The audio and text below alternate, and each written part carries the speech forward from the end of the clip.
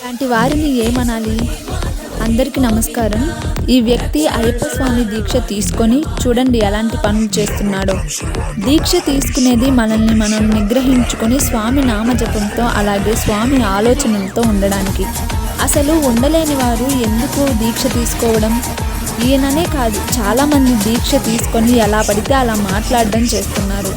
ముందు మాల నియమాలు తెలుసుకోండి. ఉండగలం అంటేనే వేసుకోండి. చాలామందికి ఇలాంటి అవకాశం లేదు. అవకాశం ఉండి వచ్చిన వాళ్ళేమో ఇలా చేస్తున్నారు. దయచేసి ఆ 40 రోజులు లౌకిక ఆనందాలు వదిలేయండి. దీక్ష యొక్క పవిత్రతకి భంగం కలిగించకండి. ఆ స్వాములు మంచి పని చేశారు. అలాగే ఆ ఊరి వాళ్ళు కూడా కల్పించుకొని ఆ స్వామి మాల తీపించాలి.